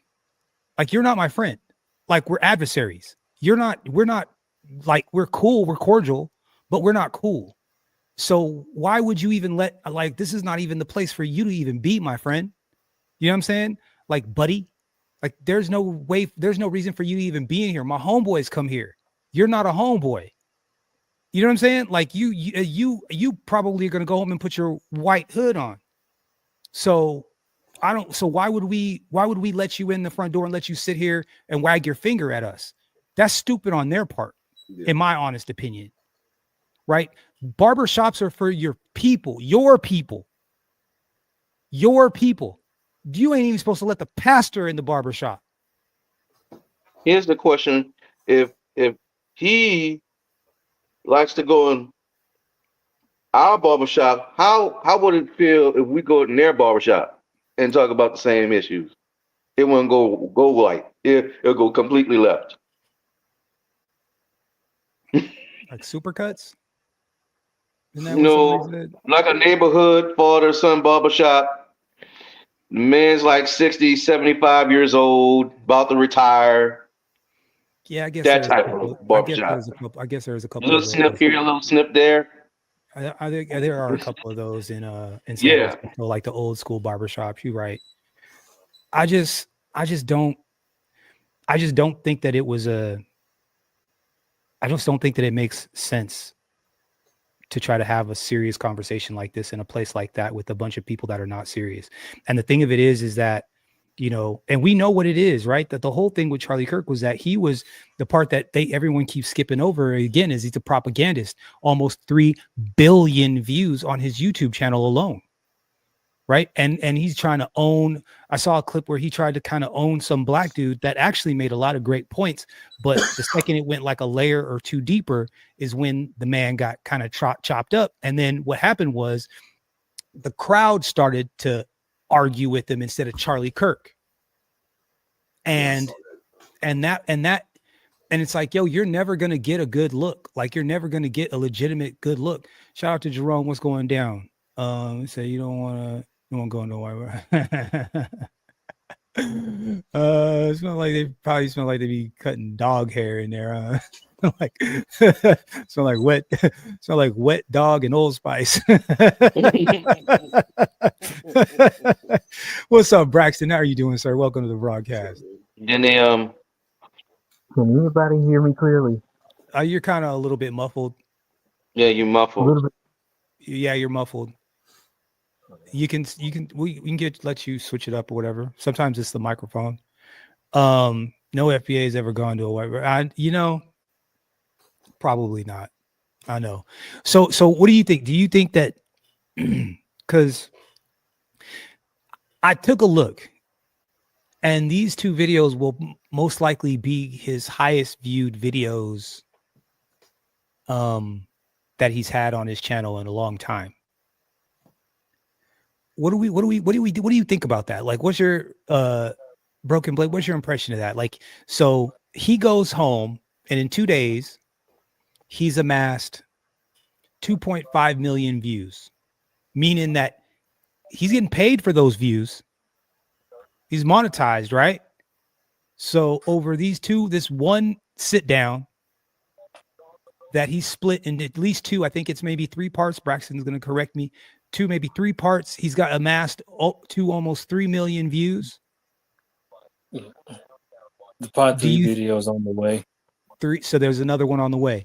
So do you think that he's going to value these conversations? Like, because he's getting paid for them. Like he's cashing out. He's getting cashed out. That's why, from what you just said, that's why he is going to value them, is because he's going to get paid from off them. That's where his values for those videos lies at, the payment from it. Bro, this one video already has 1.9 million views. And it is a smart view. I mean, and it is a smart move on his part, because hell, you got to get paid, some type of way, right? So so it's like, well, his business sense is in the right place on that, but his mind and heart obviously is not in the right place on that. Yeah. Well, I mean, but it does it not? Is the interest? And I'm coming to you, Broken Blade. Do you think the interest and the numbers come from because people actually care about what black folks have to say? Or do you think that they expect to see him own the black folks? They expect to see him own and to also confirm their already well-believed biases. Own and then to confirm their own biases. What about you, Cody? Do you think that the people, because again, these will probably be some of his highest performing videos, even over the Charlie Kirk stuff. Do you think that these numbers are coming from, because I mean, I don't think he has a black audience. So do you think that people are coming to see him own the black side, or do you think that they're actually coming with a pure heart and they really want to hear what black folks have to say? Well, I see what he's trying to do, instead of, like you said, going towards the scholars such as Tariq Nasheed's or we'll call it Dr. Claude professors. Anderson, because because Tariq Nasheed, as scholarly as he is, I still wouldn't, and I don't think he would even put himself on the scholarship side of things. I think he would put he's a great debater, and I'm only making this distinction because like a Dr. Claude Anderson or Francis Quartz Welsing or one of our that I want to make the distinction, but go ahead. Well, he's really coming to the barbershop, not just he coming there to bully, basically to pretty much nitpick, pretty much to see, okay, I'm gonna go to this barbershop to see how far I can push it.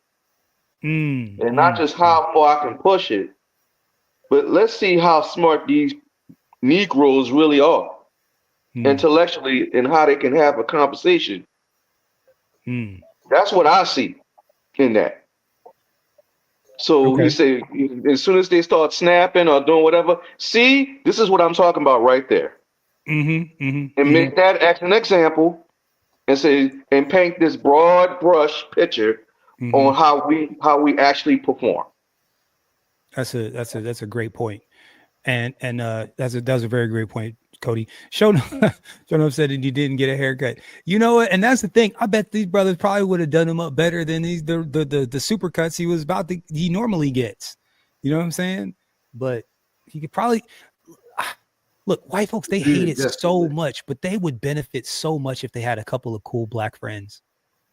Black people, we would improve your life so much. Now, obviously, not the knuckleheads that's out there doing the dirt, but that's, again, white folks got their own trailer park and stuff too.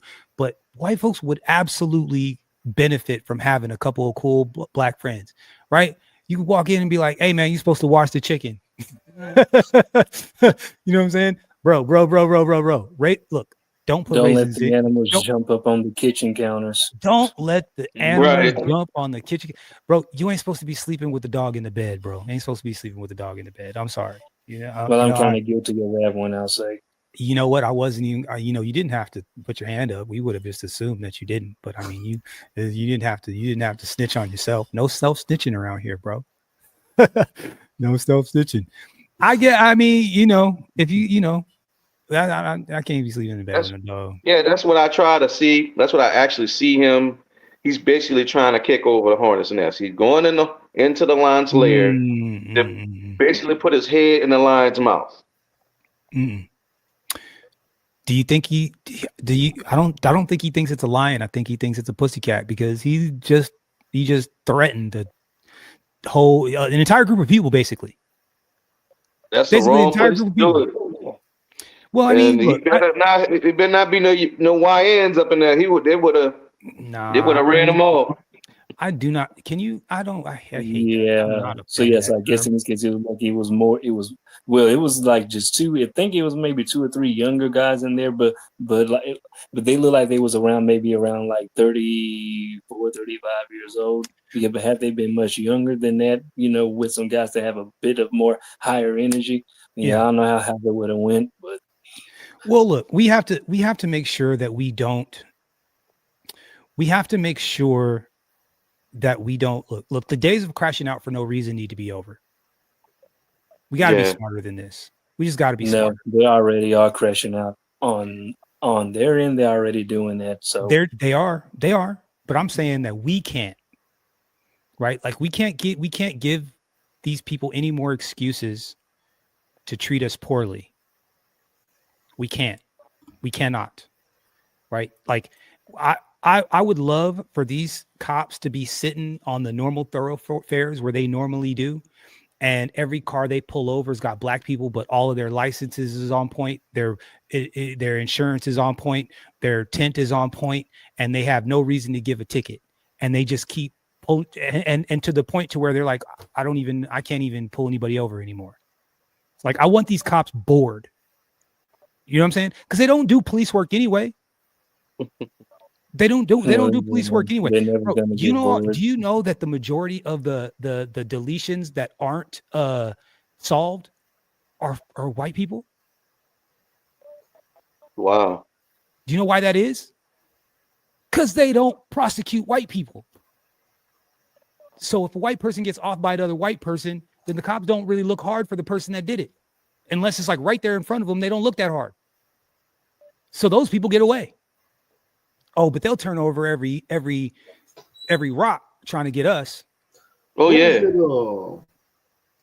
I think it was like in the 80s in Boston. White guy said that somebody some black dude like off his wife and like shot him in the leg.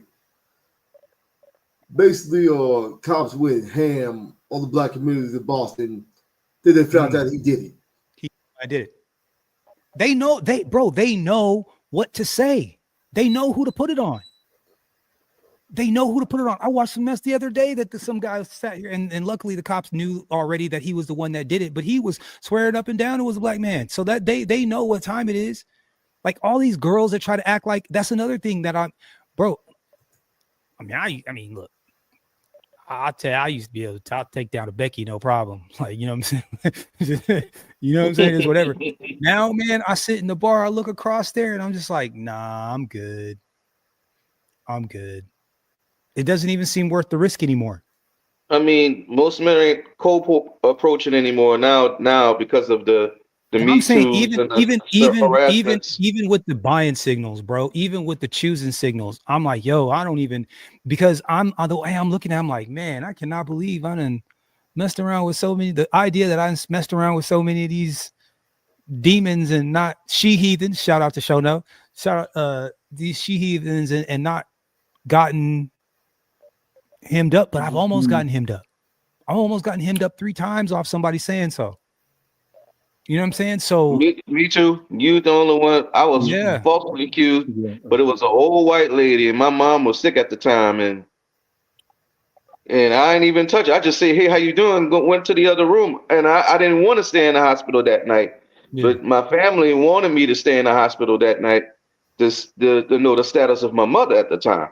Yeah, and The police woke me up. It was the Tulane police. The Tulane police woke me up because that's what my mom was at, Tulane Hospital. And they said, well, they say you was trying to rape this lady. I said, rape We her? don't say What? that, bro. The mouth, the words, Rape the her. words, the words, the words. The EPAR. I'm gonna Thank you. say Thank you. EPAR. Oh, I got you. Thank you. Yep. Appreciate it. You try to EPAR this lady. Mhm. I'm like, what? I just say, hey, how you doing? And got a couple magazines and went on about my business. Good thing the police was on my side, you know, or they would have tried to hem me up. Easily. I was in my early 20s then, you know? Yeah. And see, and here's another thing too about that, right? Because people try not to understand this. For every time you have an interaction with the police, you're more likely to be arrested again. The numbers are exponential. We were talking about it back in like the school kids, like for every time like any kid that ends up being arrested or having an interaction with police is like 60% more likely to get arrested again in high school. And then the number only goes up from there. If they get arrested twice, they're like 80% more likely to get arrested again. You see what I'm saying? So they know what the system is. They engage with they put themselves in front of our kids and torment the children in order to interact with them already to get them into the system. If for us to think that it's not being done on purpose is crazy. Go ahead, Cody. What were you gonna say? And Broken Blade, I know you're not. Are you familiar with this? And I went to kind of a rough school. It was so bad that we had metal detectors. Oh man, no, they have metal detectors at the school, but there were like police officers. It was like one of the first schools in Central Texas. I think they have police officers on the regular. Yeah, I mean, it's those just, kids doing some goofy stuff like shit was kind of funny.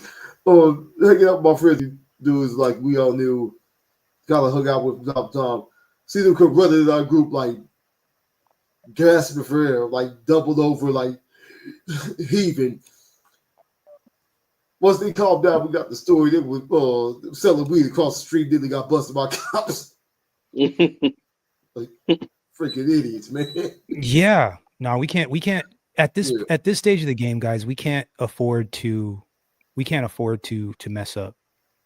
We got to stay straight. We got to fly straight. Wear your seatbelts. Make sure your paper is straight. Like you absolutely positively cannot let these people do you in. Broken Cody, we're about to get out of here. Is there anything that you would like to add before we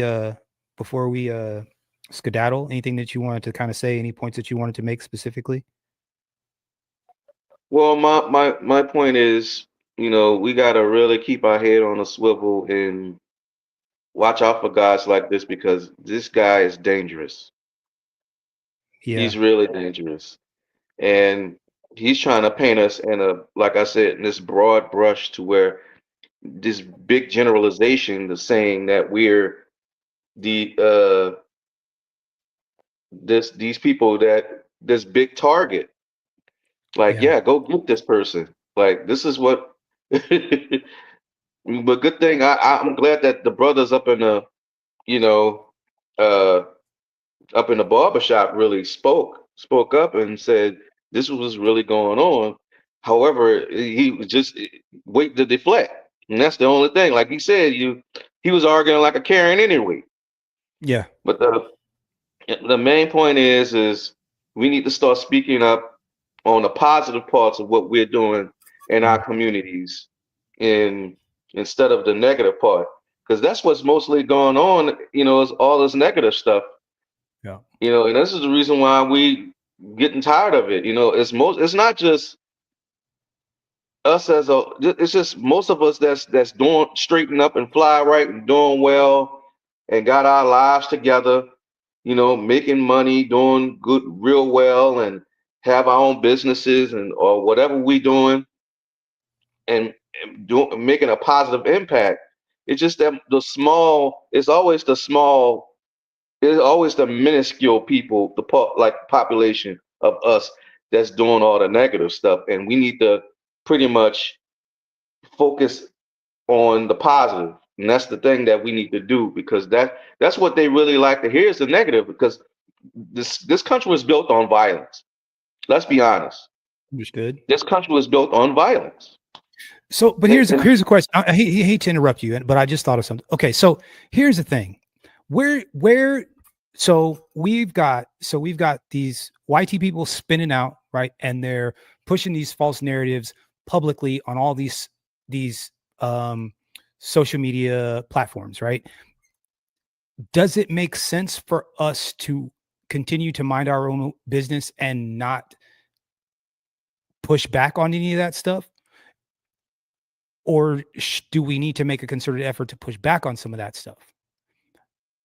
Right? Like, I understand that it's not true, but if there's nobody to stand up and say, hey, that thing that you kept saying over and over and over again, that's not true, then everyone is allowed to believe that what they're saying was correct. You see what I'm saying? And then it serves its purpose, because its purpose was to propagandize. Its purpose was to touch 2 million people with one video, and there's another 2 coming behind it. See what I'm saying? You know, I kind of agree with what you're saying, because there's a situation. I'm not saying one way or another. I'm just asking you, which do you think makes more sense? Do we just ignore it and go on about our business, or do we actually make a focused effort to combat the propaganda? Well, that's a great question, because that's it's vice versa, because we can either mind our own business and show by our actions, whereas trying to talk it out, that might not make no difference, maybe. But as far as like showing you by, it's by action. It's always action. Action is something that we need to do more than trying to say, like, respond to it and say, this is, say, yeah, see, this is what I'm saying. Yeah, you're right. I see what you're doing right there. Like, that's one example with Austin Holloman up in when he was in Kenya, and they had this guy, some guy that did something to one of the Kenyans, and now every girl spoke out and say that Austin Holloman and all these other people are bad people. And Austin Holloman started to respond to it. However, he should have never did that, but he did it anyway, right? He responded. Right. So the best sometimes is to not respond to it, like you say. It's always our actions proven or proven otherwise. Yeah. So I'd rather, show instead of trying to talk about it. Okay, that's interesting. Broken Blade, what do you think, man? I'm gonna pose the same question to you. Do you think, because again, in this propagandist world, and I guess me and you are in a slightly different, more unique situation, because this is what we do regularly. But for the average Black person, do you think it, and when I say Black person, I'm going to say a foundational Black American, do you think that it makes more sense for them to just work on themselves, put all this stuff out, not even pay attention on it, and make sure that their stuff is straight? Or do you think that there still needs to be some sort of an effort to combat the propaganda, have put forth some anti-propaganda? Hope for the best, expect the worst. I'd say both are needed. Both are needed. Okay. Prepare yourself with absolutely, in case you might find those. I have seen some TikToks recently, like people that were former white supremacists that had their wake up. Okay, yeah, this is some bullshit. So the counter propaganda can work, but at the same time, like, be ready. Yeah. Braxton, what about you, bro? And before we get up out of here, so I'm going to pose the same question to you, and I'm going to let you close us out. What do you think that it makes more sense for, just the average, regular, foundational Black American that's just kind of doing their thing? Do you think it makes more sense for them to, kind of push back and provide some, some propaganda, anti-propaganda, some pro-Black propaganda to combat what this guy is saying? Or do you think it makes more sense for them to ignore it altogether and just make sure that their stuff is straight individually? Well, I say it's a bit of in between of both, because some things are just, because some of the things they bring up is not really worth talking about, but opposed to when they come like directly, like what Crowder did in his video, and with those other boys, it went to some HCBU. To some BC. HBCU. Yep. Yeah, you and did now. Okay, now them wearing their MAGA hats is all fine, but on their signs saying that DEI was this and this and that or something, because they knew exactly what they were doing. Now they can go there for debates if they wanted to, because in a way, because in a way, one, if black people are so violent and dangerous and blah blah, so why are you going to go to why are you going to take yourself to to one of those hostile hotspots? And also they did what Kirk should have did when he was living. He should have went to to a black college campus, and all. But but some conversations are worth engaging in, and some are not, because as far as the other stuff goes, when have black people not pushed back, and when have black people not minded their own business? So it's always been going. But as far as I've been seeing it's always been happening both ways, either or. Is here. So my thing would be to FBAs is to continue to do what you've been doing. That's what I'm okay. That's what because we are so you think overall, you think for the most part we are making progress?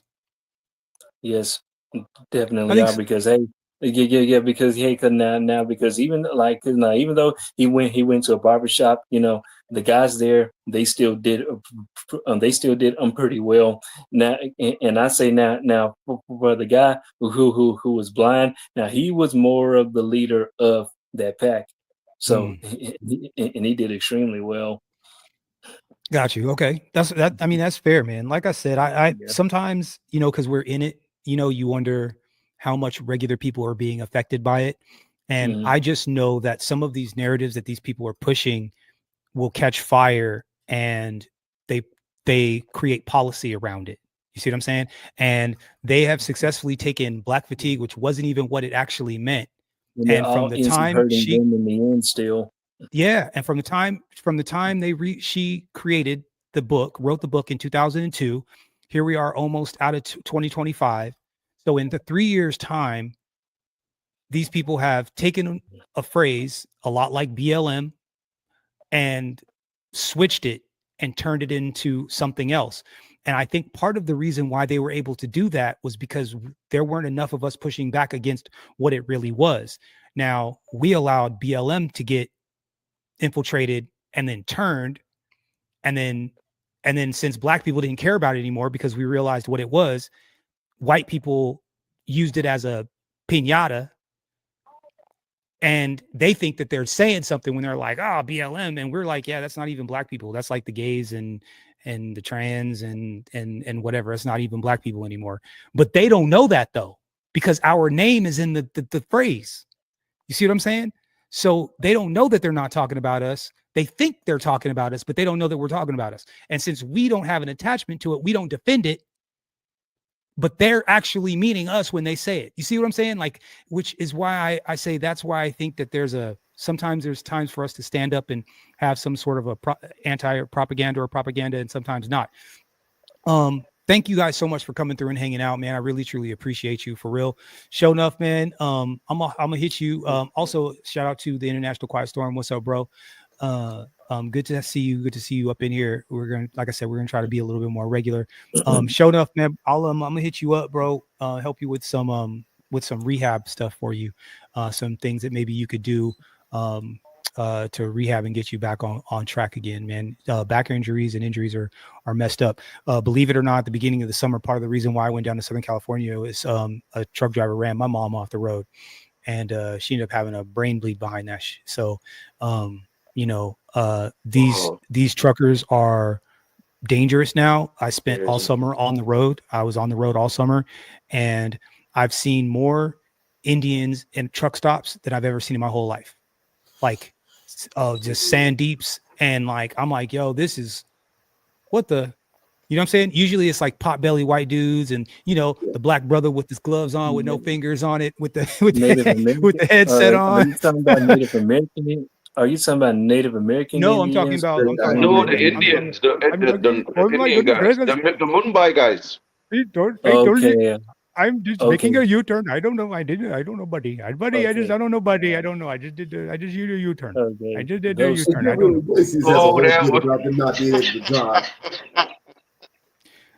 Bro, that guy that killed that deleted those people in Florida made that U-turn And then fled to California. Yeah, sure was directly in front of a U-turn sign, like U-turn sign, and he was crashed right behind it. Where the 3 people ended up dying in that thing, man. So there's been a lot of them guys on the road. I think that there's hundreds of thousands of false CDLs that are out that got put out over the last couple of years, over the last 4 years. I think it's a bigger thing that it's a larger thing than we think. I think what was happening was that these guys were bringing guys over, putting them on visas, like kind of white people in them through the DMV, and they were putting them up in Airbnbs and small apartments. So they were having them live together and then sending them out in pairs and taking money off the top. That was keeping the rates down. So truckers like us, like, some of the guys that we know that drive trucks couldn't get, either the rates were super, super low or they couldn't get jobs at all. So, yeah, bro, thank you guys so much. Like I said, man. And like I said, and here's what I'll do for the International Quiet Storm, because that's my brother from another mother. Salute to you, bro. And again, man, everybody in the chat, thank you guys so much. Over 1,800 got out. We're fighting ourselves. We're fighting out of YouTube purgatory, y'all. We're gonna fight out. We're gonna push hard to get to 2,000. We're gonna push hard to get to 2,000. So, do me a favor. I imagine anybody that's still watching, you guys are already subscribed. So thank you guys so much. And like I said, on the way in or on the way out, just hit that like button. We're just over here trying to do the YouTube thing, but trying to keep ourselves out of trouble. Yeah, and there's a lot of them. There's a lot, bro. It's a thing. I was all up and down the highway, all the way from here, all the way through Texas into Louisiana, and I saw more of them in truck stops than I've ever seen in my whole life. Like, there was a whole bunch of them. Like I said, usually you see a bunch of like pot-belly, gray-haired white men, and you know what I'm saying. Like I said, brother with the with the glove, with the big glove. Yeah. Nah, I saw most of my friends I went to school with drive trucks. I saw a whole bunch of turbines, bro. Whole bunch of turbines. Anyways, man, thank you guys so much. I really truly appreciate you. Hold on, let me find it. And looks like Broken Blade and I and the rest of my brothers, we'll catch you guys on the next one. We out. Peace. Because that's just what's happening. We are winning. We winning. We winning. We winning.